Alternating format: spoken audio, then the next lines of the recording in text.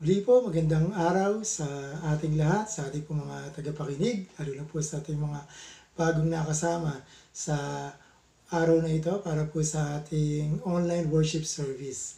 Ang pamagat po ng ating topic ngayon, ang topic po natin ngayon is Pandemic Last Days Preparation. Ito po kasing pandemic na ito o itong worldwide crisis po na ito ay talagang nag-cause po ito sa maraming churches na talagang magising po at muli mag-focus dun sa mga messages patungkol po sa last days. Na kung saan ito pong pandemic, iniisip o napapansin, nakikita po ng iba na maaaring ito daw po ay simula nito nga po nga tribulations or signs ng end times. Actually nga po, napakarami pong mga YouTube videos ang naglabasan about this sign or this end times signs po ng itong taon na ito, itong mga araw po na ito, kaysa noong mga nakalipas na taon. Na kung saan, ang dahil pong nirelease other signs na lumalabas po for these end times, like yung Mark of the Beast, 666, yung microchip na nakikita po natin na natutupad na sa ibang maraming bansa. At nakikita natin na schedule na rin po kung paano yung iba iniisip through yung nga pong vaccine, etc. And then naglalabasan din po ang New World Order, One World Government, ang One World religion, at gayon din po ang isang malaking asteroid na paparating din po na maaaring tumama sa ating mundo, etc. etc. And in our church po, kami po talagang regular po namin pinag-aaralan, pinag-uusapan ang mga end time signs na ito para mapaghandaan nga po, para hindi po magulat at hindi nila alam na ito po pala ay part ng end times na nakasulat sa Biblia. So talagang pinag-aaralan po namin ito, bagamat ito po ay kitang-kita na nakalabas na po ito sa news and other media materials. That's why ako po mismo pinag-aaralan ko po ay yung pong biblical feast. Dahil po yung feast po na yan ay talagang napaka-prophetic po niyan. Lalo na po ngayong end times ay nakafocus na po yan doon sa tinatawag nating fall feast o yung autumn, yung taglagas na mga piyesta. Kasi pag sinabi natin end times, taglagas na po yan. So yan na po yung mga Feast of Trumpets, Day of Atonement, saka Feast of Tabernacles. At alam naman po natin talagang mayroon pong trumpets doon po sa Revelations. So, gaya nga po ng sinabi ko, kung ang pandemic po na ito is already yung start po ng tribulations o ng last days, as many are about to come, ibig sabihin kung ito simula, ibig sabihin marami na pong parating. Simula pa lang eh. Kaya po, pinaghahanda po tayo dito. So, most especially, yung Mark of the Beast, yung pagtatatak ng beast, etc. Therefore, kailangan na po nating paghandaan yung pong mga susunod pang signs na alam po nating paparating. Either kaparehas po ng bigat nito pong pandemic na nararanasan po natin o maaaring mas mabigat pa po dito ang iba pang dumating na signs ng last days. Maaaring mas mahirap pa dito. So kaya lalo po natin kailangan na ito nga po'y paghandaan natin. Actually, ito pong pandemic na ito is an eye-opener para po sa ating lahat upang pagkat karaniwan po sa atin at even marami pong churches ngayon hindi po handa kung paano po, hindi po napaghandaan ito pong crisis na ito. Marami pong churches ngayon hindi po alam kung paano mag-react nor kung paano po mag-respond, tumugon dito po sa deadly pandemic na ito. Therefore, ito po isang wake-up call para po sa ating lahat na kung saan i-accept na po natin ang truth that we are really that close. We are closer to the end. Mas malapit na po tayo talaga sa katapusan. And signs, yung po mga signs, nakahanda na po yung mga yan. Prepared na po yan. Nakalatag na o ilalatag na lang. And therefore, tayo po, kailangan po nating mapaghandaan ito pong mga coming signs ng end times. At ang ating Ama po, binigyan niya po tayo ng lockdown. Bakit po? Para po tayo ay magkaroon ng personal reflection dito po sa lockdown na ito, para magkaroon tayo ng mas mahaba, mas maraming oras para mas mapaghandaan po natin yung last days. Ito po talaga yung inilaan ni Yahweh para sa atin, para tayo po'y maghanda. So tingnan po natin kung paano po ba tayo makapaghahanda at ano po bang bahagi o areas sa ating pong buhay, no, na kung saan ito pong pandemic na ito ay inihahanda po tayo dito po sa last days na ito. So, number 1, sabi po rito, it prepares us for a stronger foundation. Ito po kasing worldwide crisis na ito, actually po, ine-expose po nito yung ating foundation. Lalo-lalo na po yung pundasyon natin sa ating pananampalataya at kung gaano din po tayo kalalim, kaalam, kapinangahawakan natin yung pong kanyang salita, yung word of truth, yung foundation natin sa kanyang salita at sa kanya pong mga pangako. Kung ito po ba ay mahina or malakas. So ito pong pandemic ito, ine-expose po yung klase ng buhay meron tayo. Ine-expose po nito yung foundation ng ating mga buhay sa kung saan po ito nakatayo. Either ito po ba ay nakatayo sa batuhan o sa buhanginan. Ano po? Sabi nga po sa Lucas 6:47-49, sasabihin ko sa inyo kung ano ang katulad ng taong lumalapit sa akin. Tingnan po, listen, lumalapit sa kanya, nakikinig sa aking mga salita at nagsasagawa ng mga ito. Siya raw po ay katulad ng isang taong humukay ng malalim at nagtayo ng bahay sa pundasyong bato. Nang bumaha at bumugso ang tubig, hindi natinag ang bahay na itinayo sapagkat matibay ang pagkakatayo nito. Ngunit ang nakikinig naman ng aking mga salita at hindi tumutupad nito ay katulad ng isang taong nagtayo ng bahay nang walang pundasyon. Nang bumaha at bumugso ang tubig sa bahay na iyon, kaagad itong bumagsak at lubusang nawasak. So sa verse po na ito, pinapakita na nawala po talagang exempted sa storms. Pag may bagyo po ba, pwede po, yung mga Christians hindi dumadaan sa bagyo. Lahat po tayo dumaraan sa bagyo. Pastor ka man, bishop, miyembro, disciple, leader.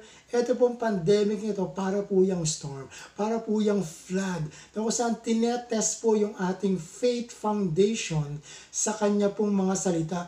Whether ito po ba ay mahina o matatag, malakas ang ating kapit pananampalataya sa kanyang mga salita, sa kanyang mga pangako.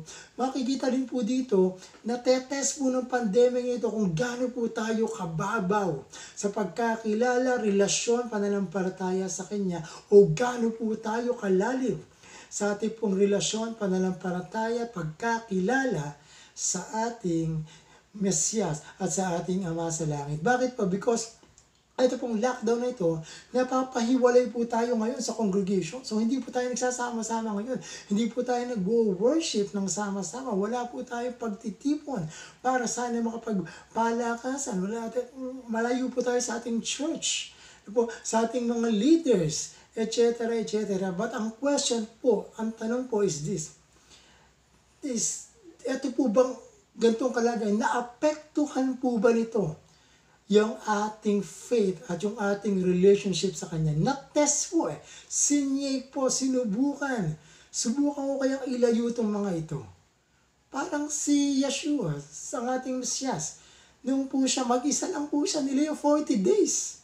Sa ilang, siya lang mag-isa, wala sa templo, walang alagad, walang John the Baptist, wala parents, wala po yung mga parents niya, kahit sino.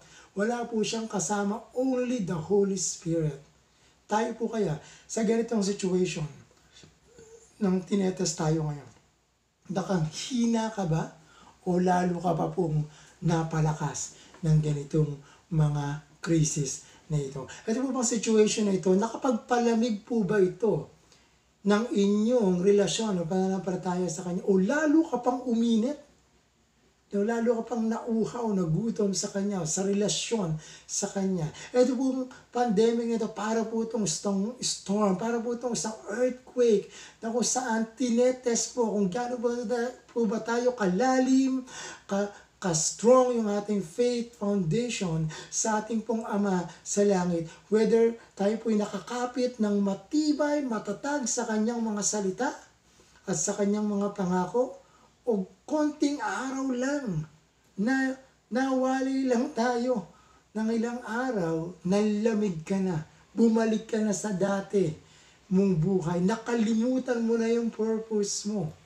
No? Hindi ka na nakapagbasa ng Bible, ang lamig na ng prayer mo, nawala ka na sa hulog, kumbaga.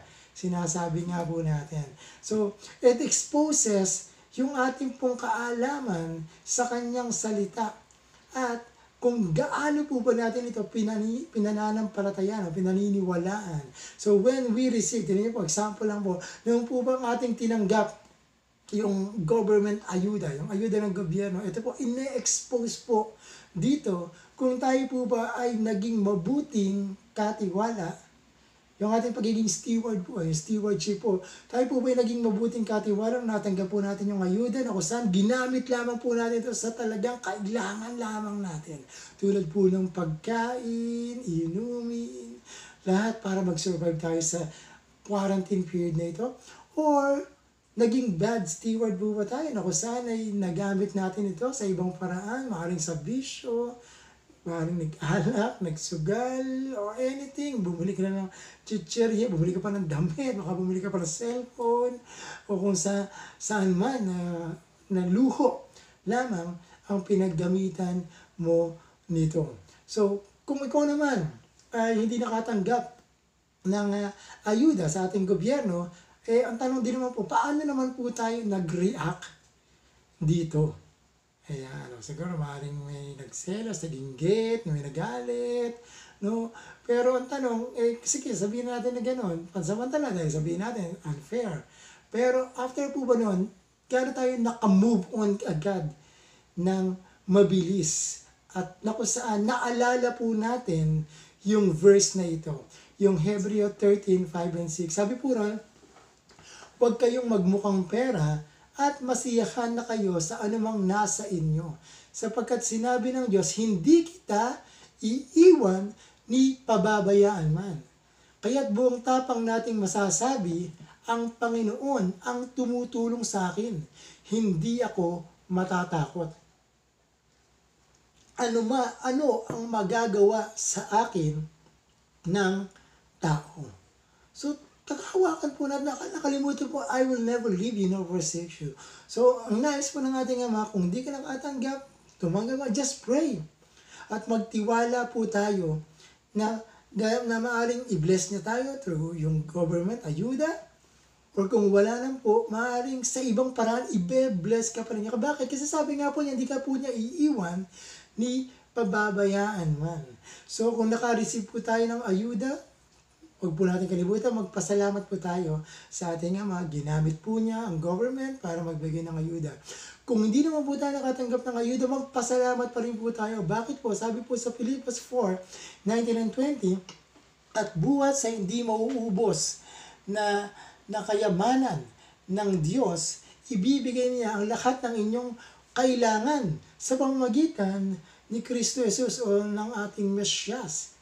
No, si Yeshua HaMashiach, purihin ang ating Diyos at Ama magpakailanman.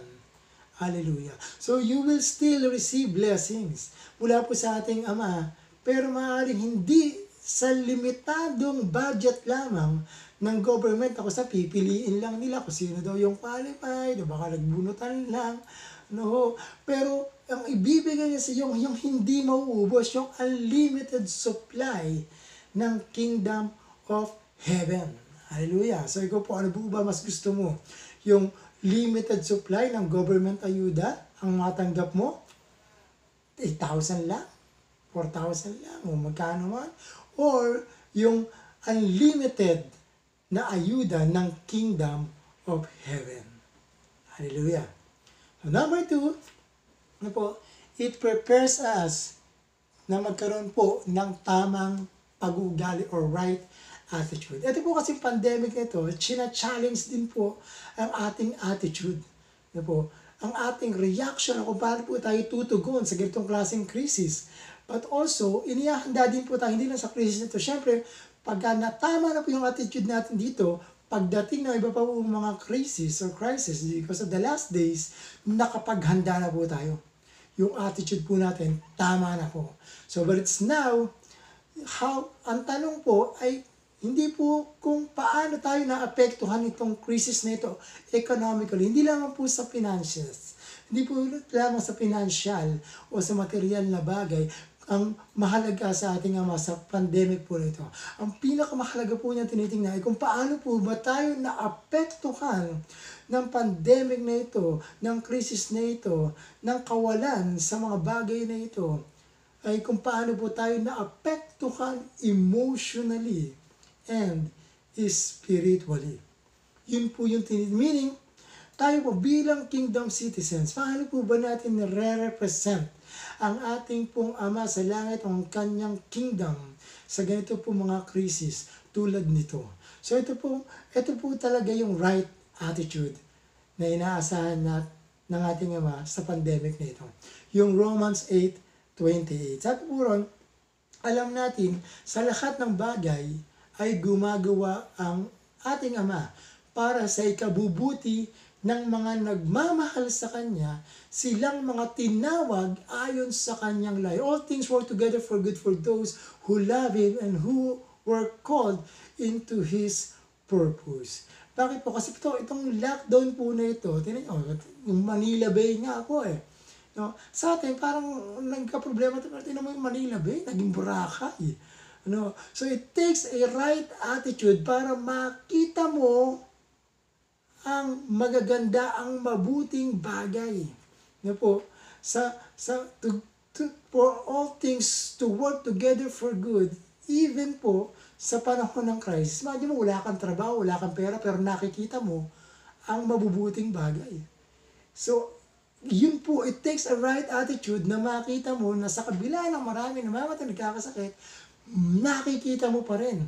Kahit walang ayuda, may ayuda man o wala, still all things work together for good para sa iyo. Meaning, ang hanapin po natin ay yung good, hindi po yung bad na nangyayari sa paligid po natin. Kasi sabi po dun sa verse, ay all things work together for, ano daw po? Good, hindi po for bad. So wag mo hanapin yung hindi nakasulat doon sa verse. Huwag mo hanapin yung bad kasi hindi po yun ang sinasabi sa Bible. Sinasabi sa Bible, all things work together for good. Ang hanapin mo ay yung good na nakasulat sa Bible nito, sa ating verse po nito. So it is always looking doon sa lessons. Bakit po ba nangyayari ito sa atin ngayon? Ano po ba yung kailangan natin gawin? Ano po ba yung inaayos nito sa buhay natin? Ano po ba yung plano ni Yahweh sa atin? Na alam po natin na lahat ng plano po niya o His plans ay not to harm us but to give us hope and the future. So alam natin pag dumating yung crisis sa future ay meron po tayong hope ay inaasahan po kasi alam natin, nakita natin yung good po sa mga ganitong pagyayari sa ating buhay. So napansin ko rin po, ito pong pandemic na ito ay inihahanda din po tayo sa paparating na mark of the beast. Bakit? Patandaan po natin yung 666, diba? Sabi po sa Pahayag 13:17, sabi po ron, at walang maaaring magtinda o bumili. So para po yung ayuda, no? Pagka may ayuda ka, meron ka lang, may pambili ka, may pera ka na meron ka rin pantinda, pampuhunan. So sabi, walang maaaring magtinda o bumili, malibang sila ay may tatak ng pangalan ng halimaw o ng bilang na katumbas niyon. So alam po natin na yung mark of the beast o yung 666 po, it gives us the power na bumili o magbenta or simply mabuhay. Siyempre, paano ka mabubuhay kung wala kang pambili ng pagkain? No? At talagang yun ang babantayan nila sa'yo. Kung meron kang ID yung national ID. Actually, meron pong nakaano na ito daw po i-release niyo yung taon na ito. Pero tignan po natin, bantayan po natin yan. So if tested, no, ito po, tinetest po na dito yung ating pong dependency, yung ating pananangan sa ating Ama sa Langit. At ito po, tinetest din po, di lang po kung nagnananangan ba tayo sa Ama, tinetest din po nito yung ating greediness. Kung tayo po ba'y nagiging greed, lumalabas po ba yung ating pagiging gahaman sa pera, no? Na maaari po that might na po result sa pagkainggit. No? Nakita mo sila may ayuda, ikaw wala. Nag-iinggit ka hanggang sa maging magalit po tayo. So yung attitude natin na talagang natetest po dito sa ano na kung saan even yung paghahandaan natin kasi pera po usapan. So kung ito po ay mangyari sa atin, ang ating Ama sa Langit ay binibigyan niya po tayo ng extension para po makorek natin at maitama ang ating attitude dito po sa wealth ng sanlibutan na ito o yung spirit of mammon. Kasi yung spirit of mammon, yun nga po ilalagay sa mark of the beast. Pambili mo, pangtinda mo No? Kung ganito palang 8,000, nababago na po yung ugali natin. Ako po, lalo na po doon, paano ka mabubuhay kung wala kang microchip. So doon pa lang po, iniyahanda na po tayo. So sa pagkakataon po na ito, itama po natin yung ating attitude. Sa pagharap ng, maaaring nagkamali tayo, may pagkakataon pa. May extension pang binigay ang ating Ama. Kaya sabihin mo sa katabi mo, ay pinapatawad na kita, mag-move on ka na mula sa ayuda na yan. Okay, number 3, it prepares us for greatness.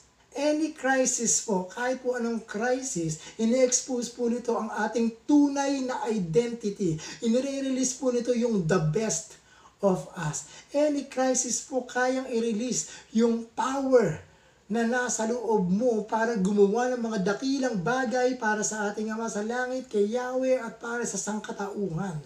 It releases po yung potential, yung natatago mong kakayanan, yung mga spirit of heroism, dyan po naglalabasan. Nung itong dumating po itong pandemic na ito, yung ating po mga medical practitioners, mga health workers po natin, na-release po yung kanilang heroism na kung saan ay kahit po yung kanilang sariling buhay, sinasacrifice na po nila alang-alang sa buhay ng iba, kahit po meron sila mga mahal sa buhay na may iwan, pero yung kanilang spirit of heroism, lumabas po yan.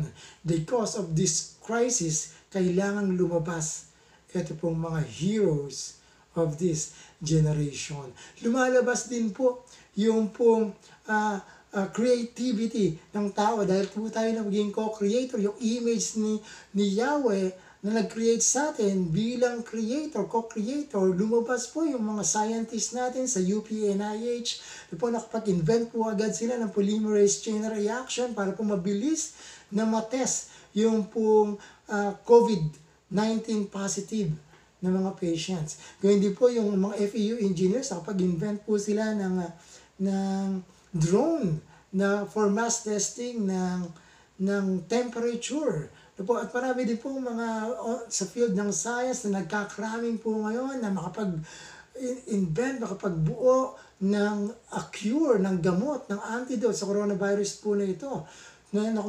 Iba ginagamit po yung mga medicinal plants like virgin coconut oil, lagundi, tawa-tawa, etc. At yung iba naman po, gumagawa, some nagbo-volunteer po sila para makagawa po ng DIY, di ba? Mga do-it-yourself facial para maibigay po, makatulong sa ating po mga frontliners dahil nagkakaubos nga po ng supply. Yung iba po nagvo-volunteer na makapagbigay ng relief. Yung iba po naghahanap ng sponsors. Tayo po, ganun po ginagawa natin. Naghahanap po tayo ng sponsors para makapagbigay po tayo ng relief. Di lang po sa church natin, even sa mga inabot po natin. Yung iba naman po nagbibigay ng relief sa mga kapatiran din po natin sa ibang bansa, nagbibigay. Yung iba po ay ginagamit nila itong pagkakataon ito na makapag-share ng good news. Ayan, mga tinding heroes din po yan. Marami din po tayong mga kapatiran na ganyan ang ginagawa. At yung iba naman po nagbibigay ng encouragement, mga Bible verses sa social media, at yan po napakahalaga rin po yan. Hindi niyo po alam, it is still a heroic act sa mga ganito pong pagkakataon na kung saan marami po nangihinaan ng loob, nawawalan ng pag-asa, gusto na mag-give up, na po. Pero because of your encouragement, because of your prayers, because of the good news na dala po natin, kahit po sa maliliit na paraan, hindi niyo po alam, malaki po ang impact nito sa ating kapaligiran. So, wag po nating hayaan lamang ito po mga TikTok na ito, mga ML, TV, gadget, ay kainin po itong incubation period po na ito to become kung sino ka ba talaga. Huwag po natin hayaan itong mga TikTok lang na ito, mga kung ano mga post natin, mga my days po natin. Huwag po natin hayaan na mapigilan na malabas kung sino ka talaga ayon sa pagka-disenyo sa iyo ng ating Ama sa langit. So every time na meron pong crisis, ang ating Ama lagi po siya nagre-raise ng mga great men and women para mag-rise above this situation at mag-start po na mag-shine dito po sa dark period na ito na nangyayari sa paligid po natin. Halimbawa po, tingnan niyo po, nung nagkaroon ng tagutom sa Ehipto, ang ating Ama si Yahweh, nag-raise po siya ng Joseph the Dreamer, na hindi lang pumapakain yung kanyang buong pamilya, kundi even lahat ng kinasasakupan ng Egypt. Noong pong magkaroon ng matinding slavery, pagpapahirap, pag-aalipin, pabigat sa mga Israel, nag-raise po si Yahweh ng Moses na magdi-deliver, magpapalaya sa Israel sa pagkaalipin sa Ehipto. Noong pong ang mga Israel ay matatalo na ng mga Pilisteo dahil sa isang giant soldier na ito na si Goliath na naghahamon at walang makalaban, isa pong shepherd boy, isa pong pasto lamang ang ni-raise ni Yahweh na sa pangalan ni David, na from being a shepherd boy, nagbago siya, naging warrior siya, hanggang sa naging king po siya ng Israel. Noong pong ang Persian Empire pinersecute ang Israel, si Yahweh nag-raise po siya ng mga Esther, babae po, Esther na naging queen, na nag-deliver sa Israel from persecution. Kita niyo po, even sa history, nagre-raise po siya ng mga great men and women to rise above the situation and to lead ito pong mga tao na hopeless back to where their hope resides sa ating Amang si Yahweh. So right now, ang ating pong Ama is raising people in this pandemic. Si Yahweh po ay nagre-raise ngayon ng mga bagong generations ng Josephs, bagong generation ng Moseses, mga bagong generation ng Davids, mga bagong generation ng mga Esthers out of this generation. At yun po ay ikaw. Wala na pong iba kundi ikaw at yung katabi mo na nakikinig din po sa mensahe na ito po. So ito pong greatness na ito pong power na ito pong hidden potential mo, ay ito po yung sinusubukang mailabas ng pandemic po na ito. No, na kung saan ito talaga yung true identity mo. Ito ka talaga, ito yung tunay na ikaw na hindi mo lang alam for several years, sa maraming taon. Bakit? Because you are in your comfort zone. Napaka-komportable ng wala kasing crisis. Pero right now, because of this crisis, pilit na inilalabas dito pong pandemic na ito kung sino ka talaga ayon sa original design na inilagay ni Yahweh na seed sa iyo. It's time for you to bloom. It's time for you to shine. Ang tawag po na iba dito, Messianic Complex. Pero ako hindi ko naniniwala sa Messianic Complex. I believe na ito po yung talagang image ni Yahweh, the image of the Messiah in us, in you, that na inilagay niya nung kaya po ay kanyang kinreate, nung kaya po ay kanyang nilikha at binigyan ng buhay. We are created in the image of our Messiah. It is not a messianic complex. It is who you really are. Sabi nga po sa Colossus 3 verse 4, ang Mesyas ang inyong buhay. At kapag siya'y nahayag na, mahayag din kayong kasama niya at makakahati sa kanyang karangalan. So now, ito pong pandemic, it's your time to shine. At ang sanlibutan po, ang mundo po naghihintay sa iyo na ma-manifest mo sa iyong buhay kung sino ka talaga, ang hidden Messiah na nakatago sa ating Mesyas, habang minamanifest natin, nilalabas natin, iniyahayag natin siya sa ating pong mga buhay. So we really need great and mighty leaders ngayon pong last days. Mga kapatid, I believe ang ating pong Mesyas, ang ating Ama sa langit, intentionally po, in-extend niya po talaga itong lockdown na ito para bigyan niya po tayo ng mas mahaba at mas maraming oras na makapag-reflect at tingnan po natin ang ating pong mga buhay dito po sa tatlong areas na ito. Yung ating foundation ng ating faith at sa kanyang word, yung ating pong attitude, at yung ating potential na natatago for us to shine. At makita po natin sa lockdown na ito, saan ba tayo mahina dito? Mahina ba tayo sa foundation? Na-shaken ba tayo nito? Yung attitude ba natin? Lumabas ba ang mga maling attitude? At yung potential pa, natatakot ka pa rin ba na ilabas kung sino ka talaga? Well, it's time for us to adjust for improvements. At makapaghanda po tayo sa mga darating pa pong mga signs, mga crisis ng last days. So, hayaan po natin na ito pong time na ito ay gawin po nating time for reflection. At hilingin po natin ang ating Ama sa langit na tayo po ipalakasin niya sa ating foundation through His Word. Lalo po tayo magbigay ng panahon na basahin ang kanya pong mga salita, i-correct at itama po natin ang ating mga attitude kung nagkamali po tayo. At higit sa lahat, i-unleash po natin.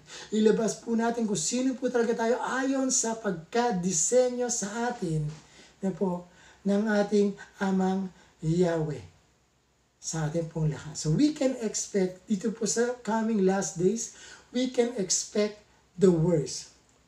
But we can also do our best by His grace and Spirit for us to rise above even in worse situations such as this. So sa ating po mga listeners, sa mga pagkakataon po na ito, ay tayo po mananalangin. At kung hindi pa po kayo handa or hindi pa po kayo nakatitiyak sa inyo pong kaligtasan or salvation, samahan niyo po kami sa panalangin na ito. Just confess, ipahayag niyo lang po ang inyong mga kasalanan. At ang ating pong Ama sa langit is willing to give you a new life. Gustong-gusto niya po ibigay sa inyo ang isang bagong buhay na punong-puno ng biyaya at pagpapala na kasama kanyang paggabay sa kanya. Just invite our Father in heaven, your Yahweh, to come into your life to be the Savior of your life. So sa pagkakataon po, ipanalangin po natin yung tatlong bahagi na ito para po tayo makapaghanda sa last days. So kung ready na po kayo at yung kasama niyo po ang inyong pamilya sa mga oras na ito, nakikinig din po, pwede po tayo maghawak-hawak ng kamay at sumabay po tayo sa panalangin na ito. Tayo pong lahat ay manalangin. Aming Ama, kami po ay nagpupuri, nagpapasalamat sa araw na ito na binigyan niyo po kami ng magandang mensahe upang alalahanin at makita ang magandang plano niyo po sa amin. Tulungan niyo po kami, tumatag kami sa aming foundation, sa word po ninyo, na kung saan maaaring nawalan po kami pa ng time, even naka-lockdown po kami, pero give us more time. Help us to have more time by your grace sa iyo pong word para lumalim ang aming kaalaman dito at lumalim din at mag-increase ang aming pananampalataya. Patawarin niyo po kami kung nagkaroon po kami ng mga wrong attitude dahil po sa kakulangan, sa mga problema, sa pagsubok na ito, nagalit kami, nainggit kami sa kapwa namin, patawarin niyo po kami, linisin niyo po ang aming mga puso. Gawin niyo po itong dalisay muli at muli kaming magkaroon ng tiwala at pananampalataya sa inyo. I-correct niyo nga po ang aming attitude. Itama niyo nga po ito. And help us, o aming Ama, na ma-unleash ang tunay na identity po namin na nakatago sa iyong anak na aming Mesyas. Aming Ama, tulungan niyo po na lumabas, mag-shine kung sino po talaga kami ayon sa iyong pagkalikha sa amin. Aming Ama, salvation po, dinadalangin namin ang kaligtasan sa aming mga tagapakinig ngayon, lalo po sa hindi pa nakakatiyak ng kanilang kaligtasan. We pray ang iyong biyaya ay sumakanila by your grace, kayo pong mangusap sa kanila. Iparamdam niyo po ang pagkapatawad ng iyong grace sa kanila pong mga kasalanan. Aming Ama, and bless them, and hayaan niyo pong iyong Holy Spirit ang sumakanila upang magbigay ng bagong buhay sa kanila. Kami po ay nananalangin sa mga frontliners, mga policemen, soldiers, government officials for their protection and health and wisdom. Kami po ay nananalangin din po sa mga families, relatives, and friends para po sa kanilang protection, provision, and blessings and salvations. Nadalangin po namin ang pandemic na ito. Nadalangin na nga po namin na tumigil na po ito, mag-flat na, ang curve, bumaba pa ito worldwide. At ihanda niyo po kami lahat sa darating na last days na ito. Sa mga lessons na ito na aming natutunan sa araw na ito patungkol sa pandemic. Salamat po aming Ama, tinatanggap po namin ang kaligtasan, ang iyong protection, ang iyong blessings, at ang iyong Holy Spirit na sumasama at ang mga anghel na nagbabantay. Bigyan niyo po kami ng kapayapaan sa kabila ng mga krisis na ito. Ito po ang aming dalangin na may papulot at salamat para ng palataya sa iyo sa pangalan ni Yahushua Jesus. Alleluia. Muli po, maraming salamat po sa pagkakataon sa oras na inyong binigay sa amin.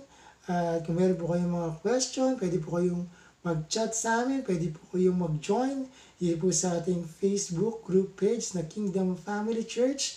If you want na mag-join sa ating pong fellowship na ito. So muli po, salamat po sa iyong oras. Pagpalain po tayong lahat ng ating Ama sa langit. Keep safe and shalom.